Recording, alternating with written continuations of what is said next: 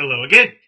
We're going to start with section 3.10, derivatives of trigonometric functions.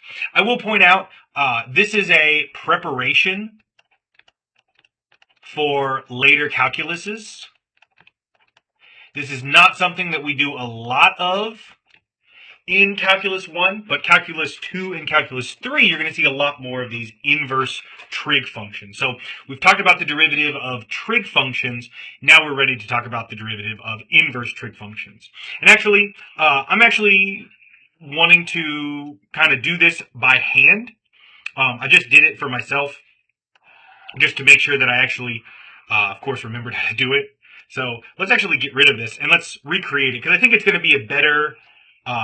I think it's going to do more for us if I can kind of explain my thoughts as it goes. This is a real complicated structure, so I want to make sure that we understand it. So we're really only going to start with the simplest case. Let's say that y equals the inverse sine of x. Again, please remember this is a function where we're going to input ratios and we're going to output angles. Normally, we plug in angles and we get out ratios, but the inverse kind of decries this. So let's talk about exactly what the inverse sine function looks like, and then we'll describe all of the trig functions. So as with most things, we're going to go to a right triangle. And I want to point out, if y equals the inverse sine of x, I want to point out that that makes y my angle measurement right here. Now, x is the ratio, and specifically because sine is the opposite over the hypotenuse, here's our opposite, here's our hypotenuse. Reminder, this one down here is called the adjacent. Then we can just say that our ratio is going to be x over 1. X is our hypotenuse. Sorry, x is our opposite. 1 is our hypotenuse.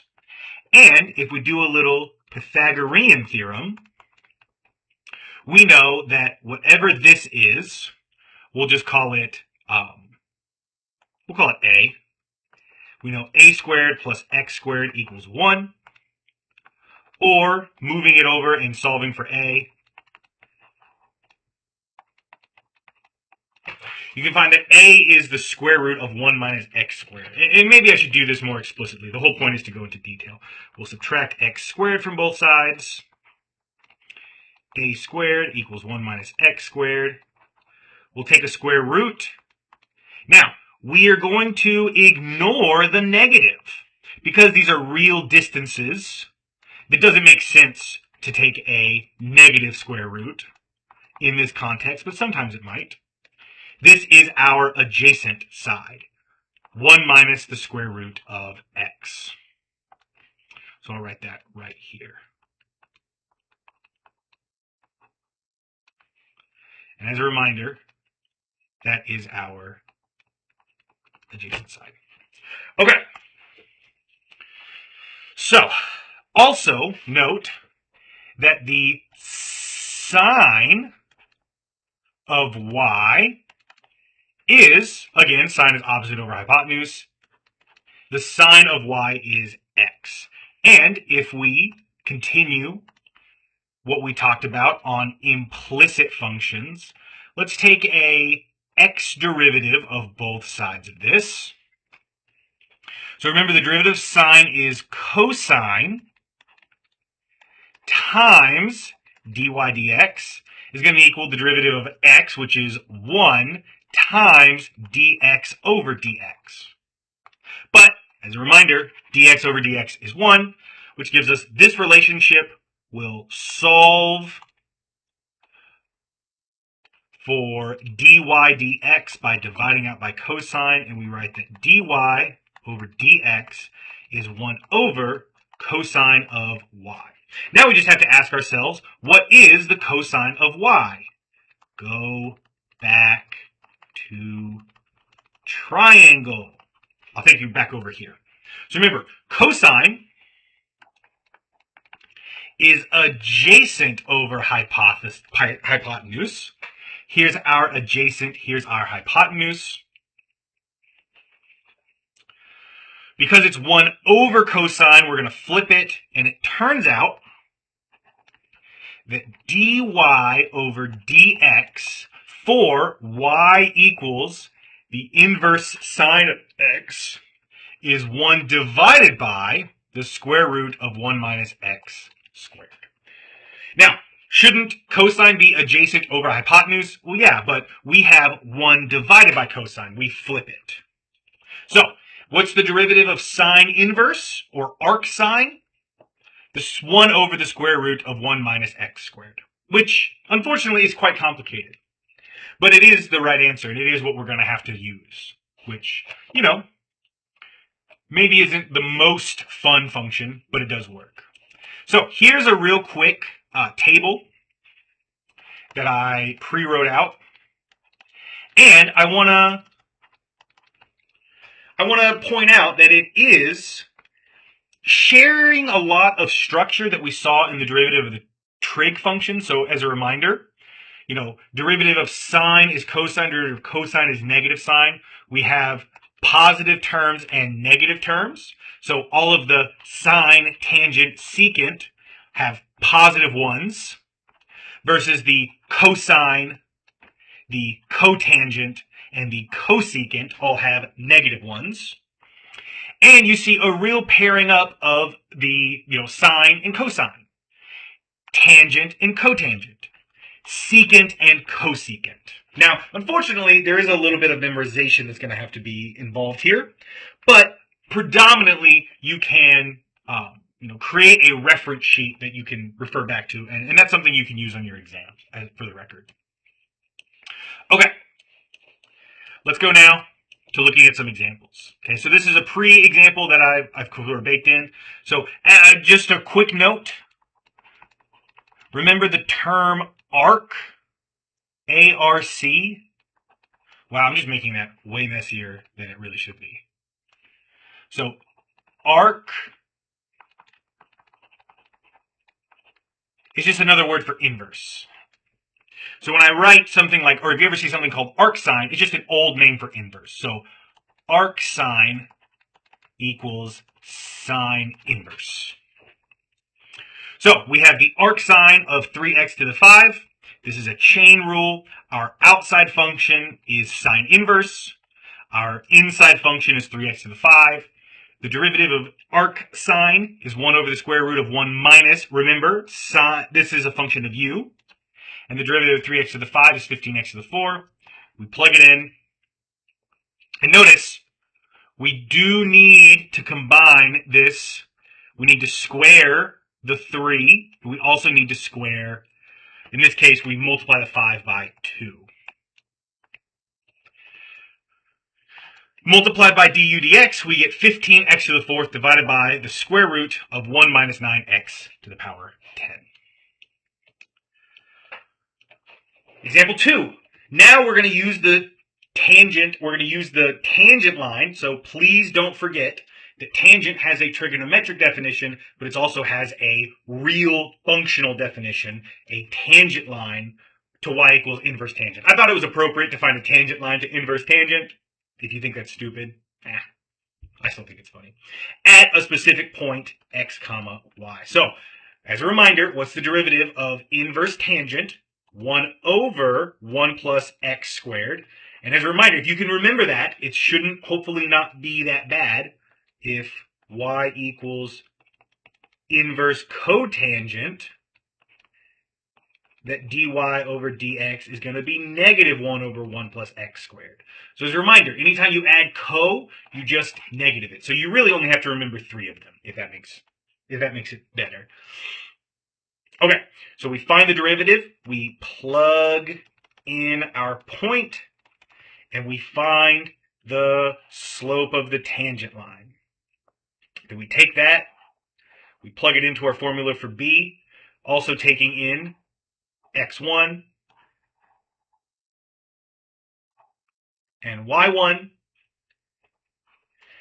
I just tried to get it to be as simple as possible, and I found that it's the term b is pi minus 2 over 4.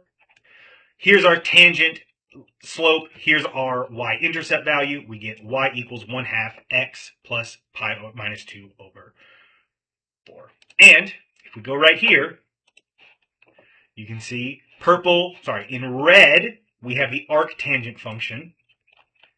In blue, we have the point 1 comma pi over 4. And in purple, that looks like a tangent line. It only touches it at one spot, and the closer we zoom in, the better it seems to be, until the point is reached where there's really no difference between the function and its tangent line.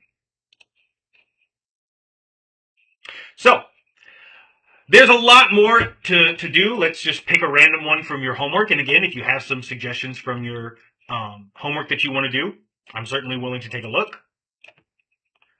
This is homework question number... I just looked it up. Looks like question number 12.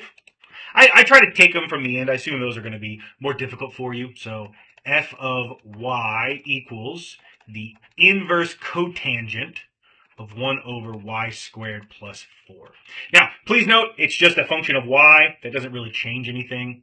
So this is once again an example of the chain rule.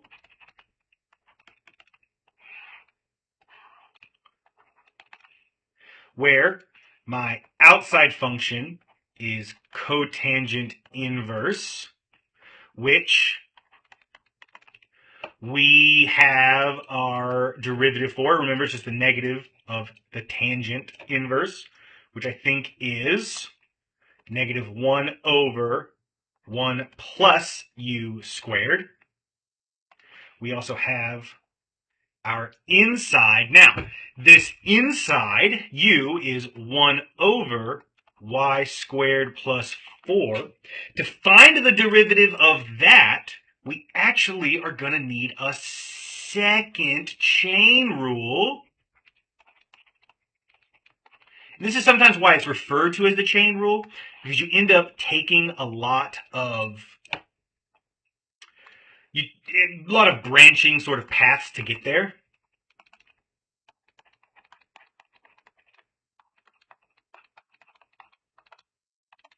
So, outside function, we have something u reciprocated.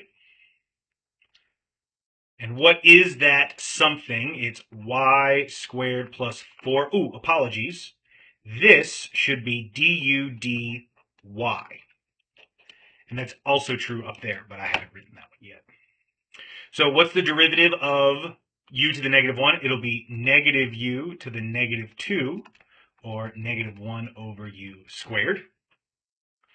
And what is the derivative of y squared plus 4 with respect to y? Well, that's just going to be 2y. So the chain rule is going to come together, and we're going to take this, plug in u, and multiply by du. And what are we going to get? It'll be negative 1 over y squared plus 4 squared. And then we're going to multiply all of that by 2y. Now, hopefully we're ready to finalize this chain rule. Same thing. We're going to do, let me rewrite this more correct. This was df over du, and this was du over dy. Again, df over du, negative 1 over 1 plus something squared. What is that something? 1 over y squared plus 4 times negative 1 over y squared plus 4 squared times 2y.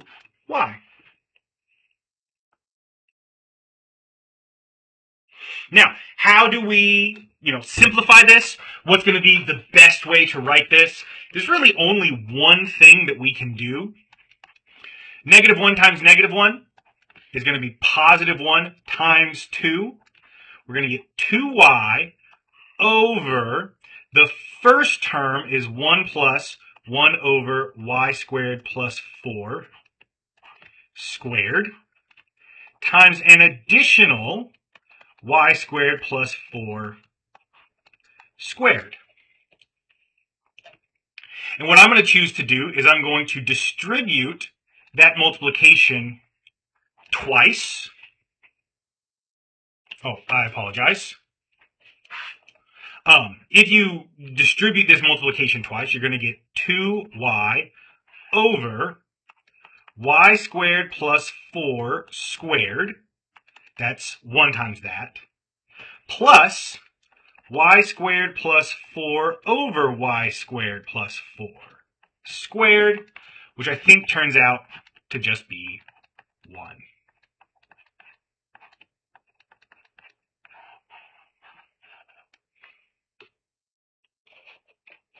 So, again, what simplification is required? This is a required simplification. You will not get the right answer unless you multiply out the constants. This one, just for ease of use. If we're ever going to use it, it might be a little bit nicer to use it like that. I know this is a hard section. This is an important section later on to make sure we're laying the foundation for later calculus skills. And as always, if you have any questions, please let me know, and I'll see you all in the next video.